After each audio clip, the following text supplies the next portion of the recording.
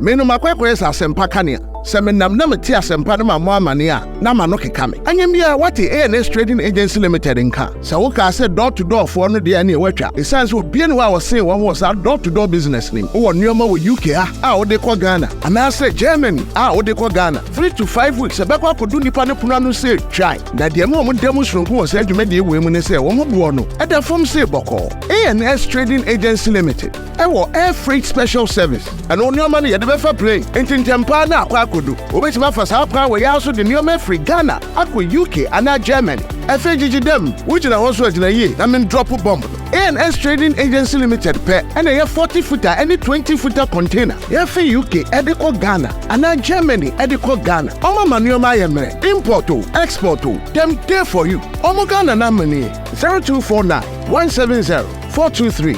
UK has over Freya 0790 802 7527. Germany 09173 771 2733. Ubenya ANS Trading Agency Limited. Our West Croydon ANS Trading Agency Limited. Quantum Brantem. Wana beboya baso. Maybe next time in a fill up from the bebro.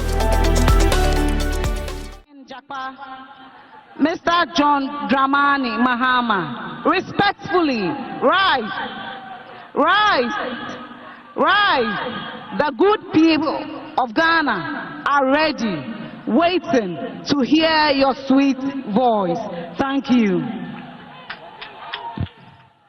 Your Excellencies, distinguished guests, ladies and gentlemen, may I at this juncture respectfully invite the President of the Republic of Ghana and Commander-in-Chief of the Ghana Armed Forces, His Excellency John Dramani Mahama, to deliver the 68th Independence Anniversary Address.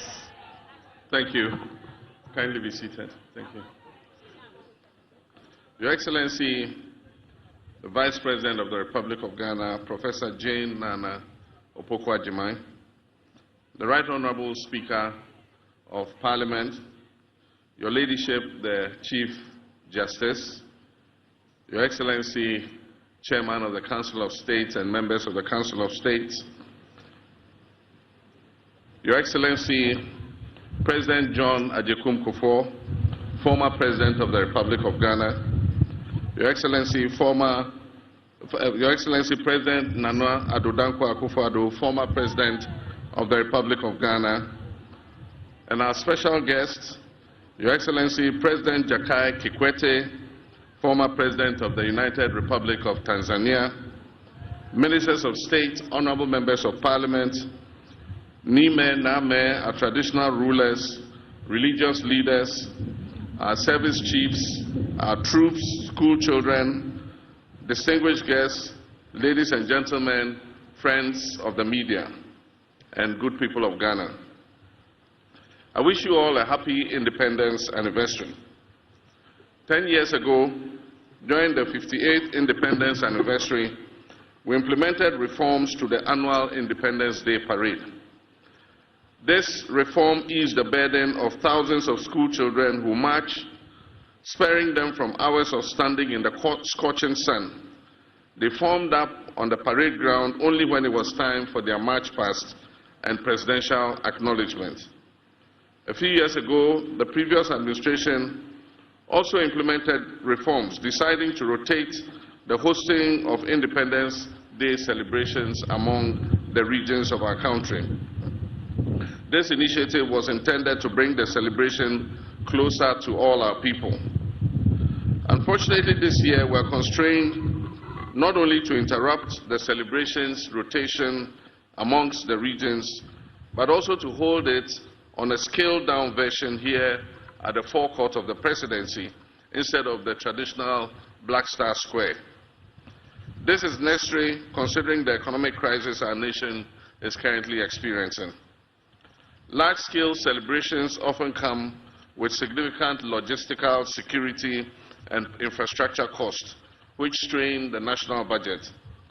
By reducing the scale of the event, we wish to demonstrate a commitment to fiscal responsibility and the efficient use of our limited resources. Fiscal prudence has become imperative for navigating the severe economic crisis that has recently confronted our country.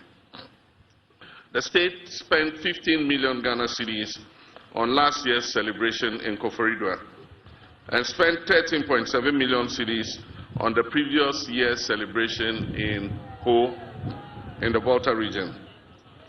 This year, we received estimates of at least 20 million Ghana cedis for holding the event at the Independence Square on the same scale as the previous years. In a year when we are calling on all to sacrifice, including workers who have graciously accepted a base pay adjustment far below the rate of inflation, it is unconscionable to spend that kind of money on a few hours of celebration. Today's event would save us 95% of the estimated cost of the event.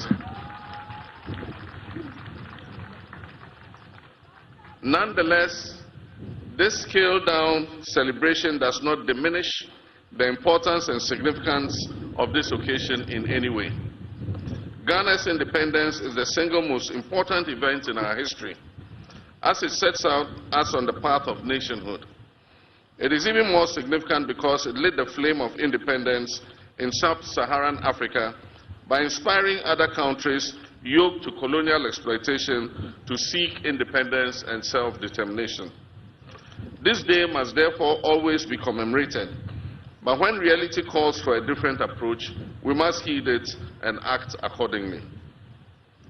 Moreover, hosting the celebration here at the Presidency preserves the symbolic essence of Independence Day while demystifying the seats of government. Fellow compatriots, Independence Day celebrations serve as an opportunity for us to remember our nation's struggle for freedom and to honor the sacrifices of our forebears who led that struggle for self-rule. It reinforces our national identity, our unity and patriotism, while offering a moment for reflection on our progress and the challenges ahead. It presents an opportunity for us to recount our history, picking the lessons it teaches, and thereby forging a new path for progress and development. Osajifo Dr. Kwame Nkrumah, the founder of our nation, envisioned an industrialized, self-reliant Ghana, whose citizens have the highest standard of economic life and the greatest sense of self-esteem rooted in patriotism and Pan-African unity. But on February 24, 1966, a joint military and police coup d'etat shattered that dream, plunging Ghana into decades of instability and military takeovers. The verdict of history is now loud and clear. Declassified documents from the United States archives reveal that this was a coup inspired and engineered by the CIA. This remains the most regrettable and darkest moment in our nation's history. That moment sparked a series of historical events that have set us back and significantly delayed our attainment of the objectives of nationhood. We have had moments of triumph and moments of anguish. We have now blossomed into a fully fledged democracy with a healthy culture of peaceful power transfers. We must, however, remind ourselves that democratic participation transcends just the act of voting. It is fundamentally about accountability and the security needed to demand it. It is about safeguarding the people's freedoms and rights and fulfilling the promises of socio-economic prosperity enshrined in our founding document. Our history is complex, marked by struggle, resilience, and renewal. But through it all, one truth stands firm. The unbreakable will of the Ghanaian people has ensured that no matter the twists and turns, our democratic spirit endures and our destiny remains in our own hands. While we reflect on our journey, we must also review our standing today. We must assess our economic outlook, education and human resource development, natural resource management, national security, and our governance arrangements. It is essential for us to conduct a thorough review of our healthcare system, agriculture and food security, infrastructure and urban development, and the role of science, technology, and innovation. In this era of green transition, we must recognize our unique circumstance, that is a nation rich in natural resources, yet vulnerable to climate change, and we must chart a path that balances sustainability with economic growth. 18 years ago, as we marked our Golden Jubilee, 50 years of independence, we celebrated offshore gas and oil and gas discovery. It was a moment of great optimism, promising a new era of economic transformation and attracting significant investments into Ghana's petroleum sector. However, in recent years, poor choices have stunted our prospects and left us reeling from serious challenges. This stark reality, far from dampening our spirits, must spur us on to strive for rapid development. For if our forebears, armed with far less, did not permit their backs to be broken by a repressive and exploitative colonial administration representing an imperial power, how can we, their progenies, armed with far more, despair in the face of these challenges? Rather than perpetually decrying our failures, every anniversary of our independence must present an opportunity for us to account for the legacy we are building for our next generation. We of this generation are merely custodians of this country and resources. They are entrusted to us to manage them wisely today for the generation of tomorrow. These independence anniversaries must therefore be a moment of reflection, not on what we have done for ourselves, but on how well we have stewarded national assets for those we will hand them over to in the future. Our story cannot be one of missed opportunities. It must be one of continued effort to achieve far more than we can boast of now. Posterity will not accept our failures or take them kindly. As President, I am committed to providing the bold leadership and the clarity of vision that is needed to navigate the turbulent economic waters we are sailing in currently, while safeguarding our future. Discussions about our independence often highlight our reliance on imports, on donor aid, and IMF bailouts as signs of continued dependence. This reminder is repeated so often that while undeniably real, it risks becoming a cliché. Yet the entire efficacy of this reminder lies not in just repeating it, but in our willingness to take decisive action. Actions that will break the chain of dependency, not just the empty rhetoric of an Africa that is beyond aid. Proclaiming self-reliance while marching straight back to the donors, into the hands of the donor agencies, begging bowl in hand, is really meaningless. To break this cycle of dependence and reset our economy, my administration is formulating policies based on fiscal discipline and living within our means. We are striving to expand our economy to yield prosperity for all. And to do this, we must look within and make sure that we are raising revenue domestically. This administration is working to implement the 24-hour economy program to ensure that our economy never goes to sleep. This will allow us to create the necessary job expansion, boost productivity, increase our exports capacity and trade footprint, and also reduce our dependence on foreign aid. The US $10 billion Big Push initiative will also modernize our infrastructure. It will create jobs. It will stimulate local industry, ensuring that our development is driven from within rather than funded from outside. Agriculture remains our biggest opportunity to reduce import dependence. With over $2 billion spent annually on food imports, the Agriculture for Economic Transformation agenda is structured to strengthen local agribusiness and ensure food security. The Feed Ghana program will drive mass food production and stabilize food prices.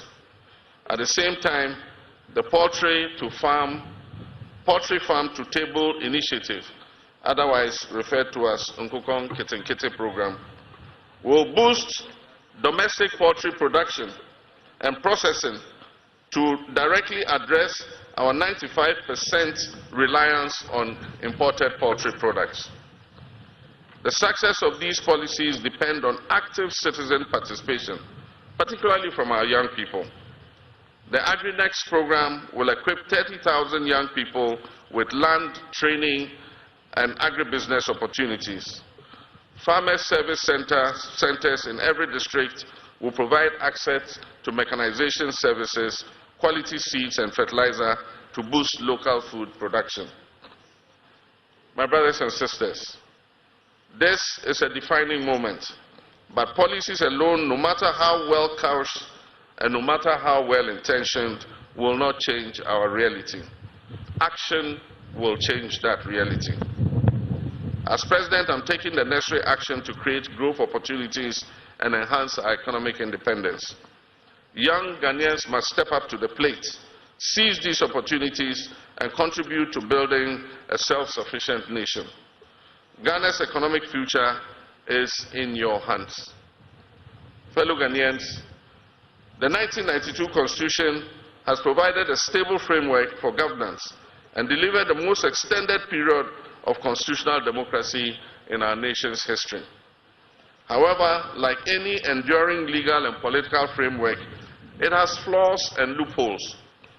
Recognizing the need for refinement, the late President John Evans Atta Mills initiated a constitutional review process in 2010, leading to the establishment of the Constitutional Review Commission. The previous administration of Nana Dankwa Akufo-Addo also undertook some constitutional review. Considering evolving national and global dynamics, I have constituted a new review committee to undertake a comprehensive and inclusive reassessment of our Constitution. This endeavor is essential as the strength of our democracy, the integrity of our constitutional order, and the rule of law requires continuous renewal. We must not allow weaknesses in our governance framework to fester until they threaten national stability. Instead, we must take proactive steps to reinforce the very foundation of our democracy. I therefore urge all Ghanaians to participate in this process by submitting their recommendations and memoranda to the committee. This is an opportunity to ensure that our constitutional framework truly reflects the collective aspirations of the Ghanaian people and serves as a robust instrument for national progress. My brothers and sisters, Dr. Kwame Nkrumah understood the essence of unity, not only in Ghana but on the entire African continent, when he said, and I quote, "The forces that unite us are inherently and far greater than the divisions imposed upon us." In the spirit of unity and brotherhood that this independence represents, I wish to speak directly to you, my brothers and sisters, in Boko and everywhere in our land where conflict is raging. I do not speak as president, but as your son and brother, in whose hands you have entrusted a solemn duty. The people of Boko and other areas, it is time for lasting peace to prevail.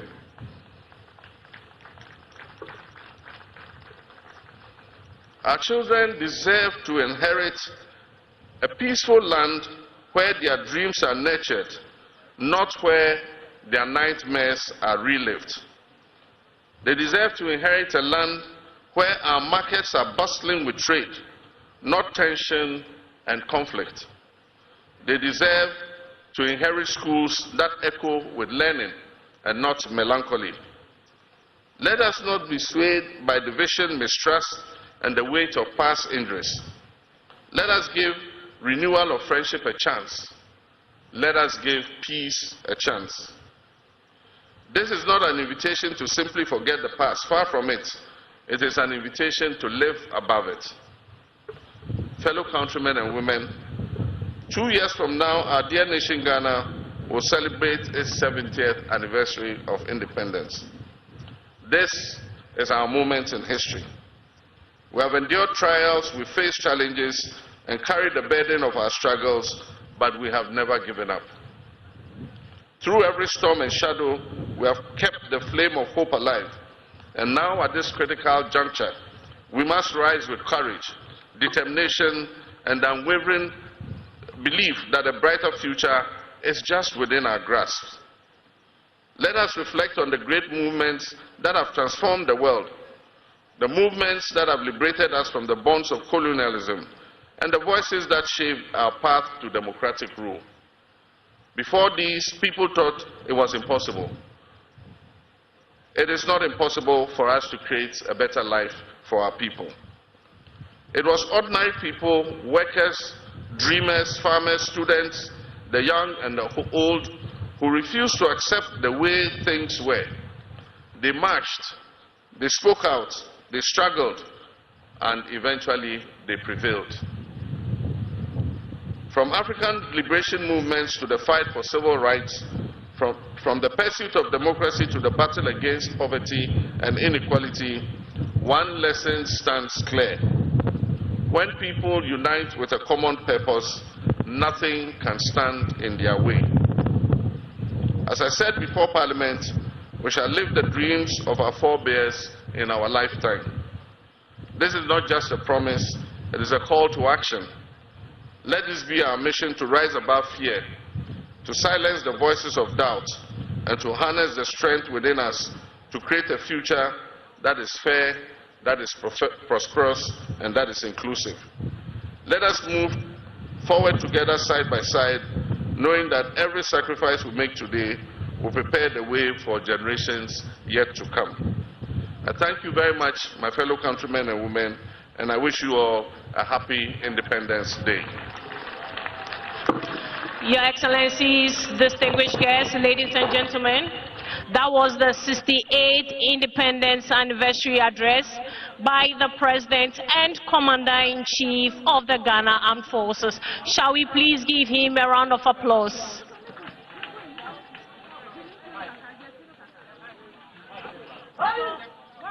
Please be seated.